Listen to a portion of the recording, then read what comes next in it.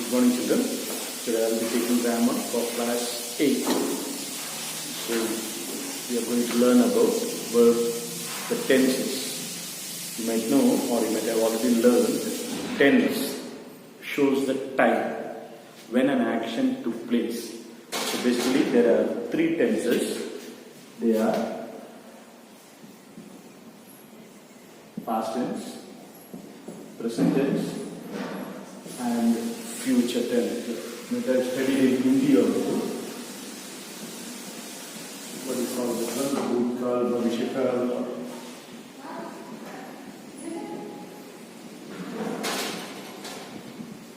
So from this you can understand quite simply. Present means something that takes place now. Past tense, something that already completed. You have finished your work. And future, what is going to take place. In this, there are 12 subdivisions. Like for example, in present tense, we have the simple present. We have the present continuous, the perfect tense, and the perfect continuous tense. Like that. Past tense also we have, future tense also we have. And today, I will be just slightly explaining to you about the simple present, the simple past, and the simple future. So when you are speaking English, when you are writing English, these tenses you have to follow it very carefully.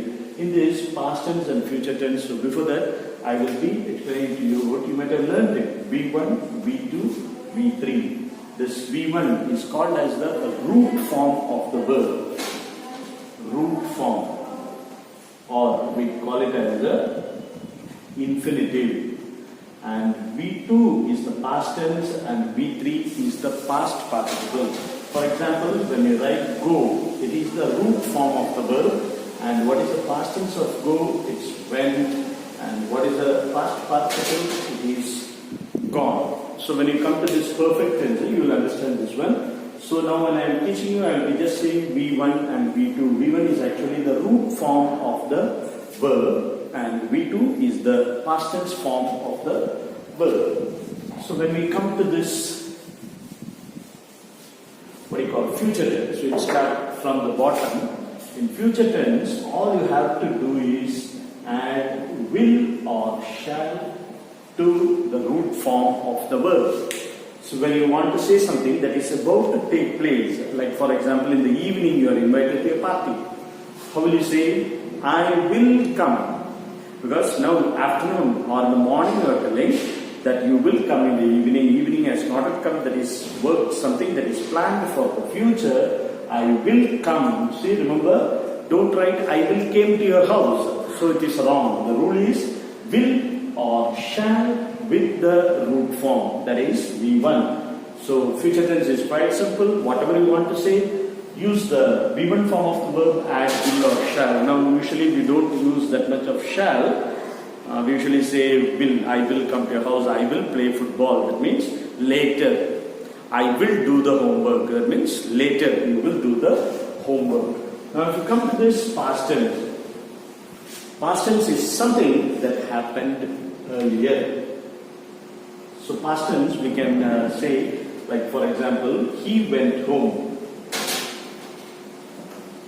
Past tense also, it is quite easy. For example, if you want to say something, an action, something that took place earlier.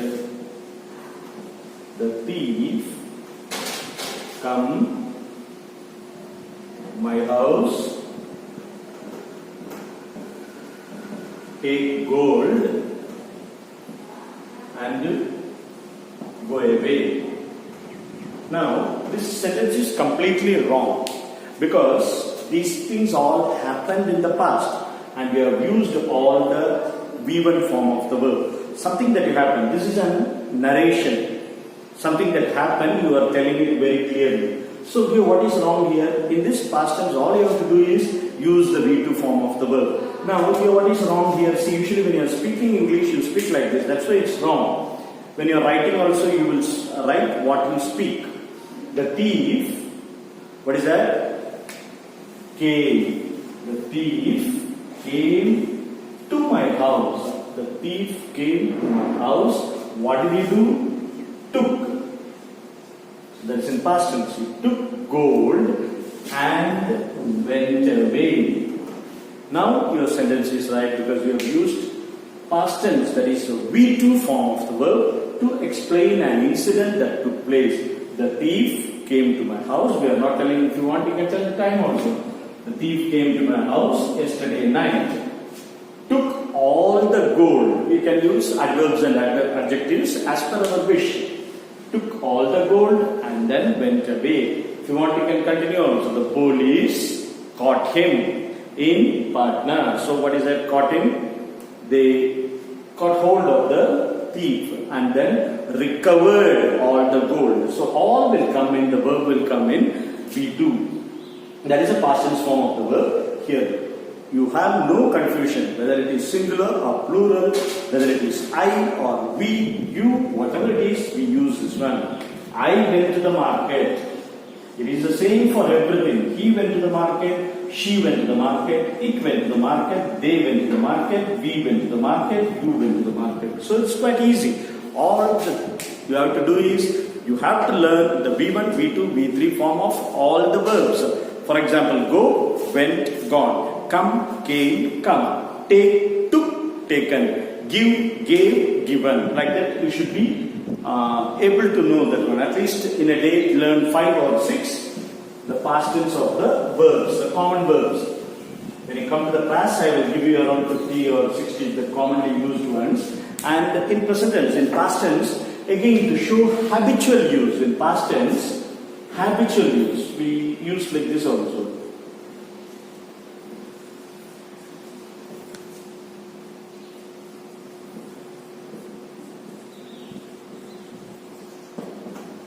What is this? We used to walk to Patna. So here, this is the verb used here, used. And when 2 comes, always it will be V1 only. That is why it comes here. When you add this one, it is not a verb here, it is called as participle. So, it is correct here. We used to, this is the main verb here. What we used to do, when do we use this one? We used to walk to Patna means in the earlier days when there were no buses, when there were no auto rickshaws, when there were no vehicles. We used to walk from here to Patna, buy things and then bring it to here to Goriastan or whatever it is, and then you used to sell. But when you use used, what does it show? Nowadays you don't walk because you have all the facilities. After 10 years, sometimes you will have aeroplane also. From here to Patna, you can travel by plane in 5 minutes and then come back. So here, we used to, earlier we used to walk, but now we don't walk. To show some habitual action, which we used to do earlier also, we use this past tense here. Now, in simple present, whatever you are doing, present continuous and perfect, you will understand better. But here, I just want you to explain about habitual actions. For example, see here, my father dash, the word I have given is go.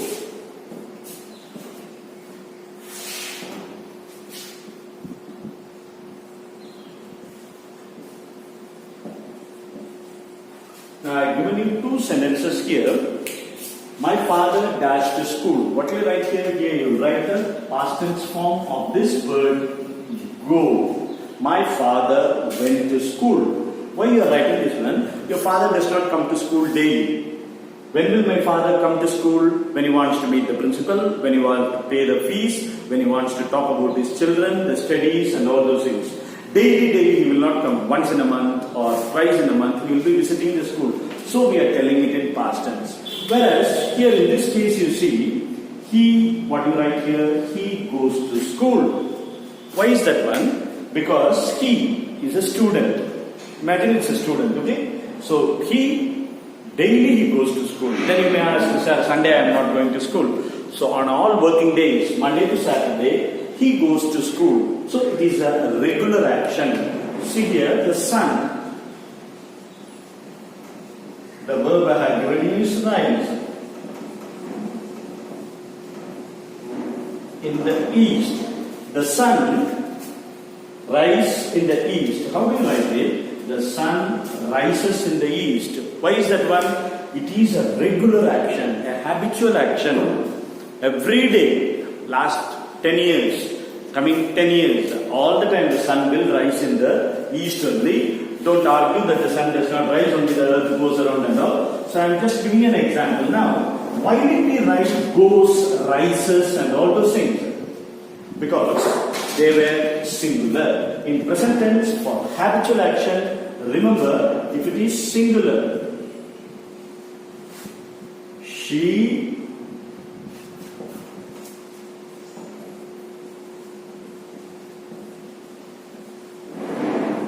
so what is this one? She dash within bracket eat bread and butter for breakfast. Don't write like this, I am making it simple. She is singular. So what is this one?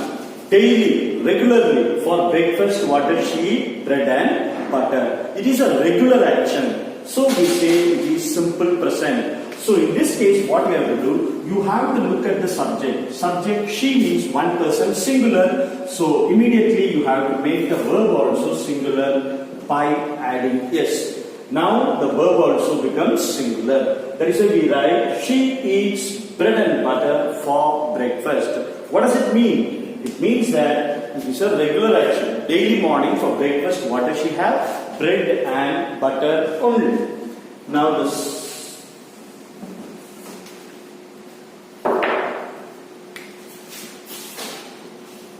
they means, imagine it's the students.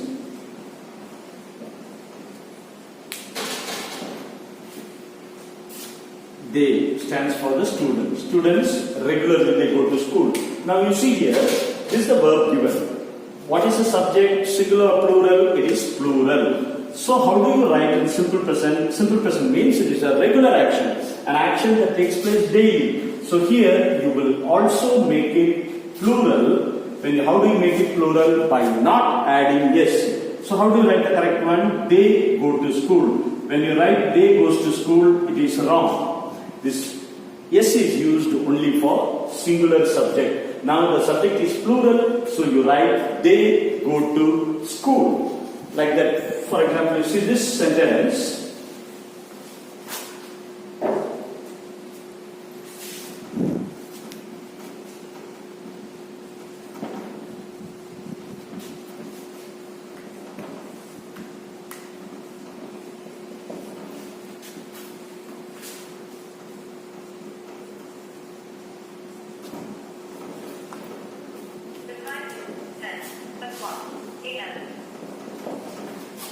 So, what is this? Elephants never dash, and the verb I have given you is forget. An elephant never dash, the word I have given you in bracket is forget. Now, what does it mean? Never forget means what? In its life, it will not forget that one. If you do some harm to an elephant, it will remember it till it dies. Like that, if you help an elephant also, it will never forget it, it will remember. That means it is a habitual action. Like for example, when I say a bird flies, always a bird will fly. It is a habitual action. So here, elephants, when I am given, what will be the right one here? Here, the subject is plural. Remember, one shortcut I will be explaining. When you have yes here, yes will not come in the verb. That's how we make it plural. Elephants never, how do you write it? Forget.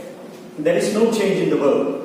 When you don't add yes, here the subject is plural. When you don't add yes, the verb also becomes plural. This is for habitual action. Till the elephant dies, it will not forget. Whereas in this case, you see, an elephant never dash. So what will happen here? An elephant means singular. One elephant. We are giving it as an example. An elephant never. Here there is no yes. This is a shortcut method that I am teaching you. So how do you make when the noun is singular, the subject is singular, the verb you add yes, then it becomes singular. This is only for repeated action, regular action, habitual action. And elephant never forgets. See, now you will be able to clearly identify. Like I told you earlier, a bird, what will happen? A bird, always it will fly. So here it is a bird. So how will you write here? A bird flies. Because it is singular, we add yes here to the verb to make it singular. If I am talking about birds, when you write birds, you just write fly only, because Here we have the subject, plural subject, and so we don't add yes to the verb to make it. This is for simple present, and the next class we will go detailing for the term. Thank you very much. Have a nice day.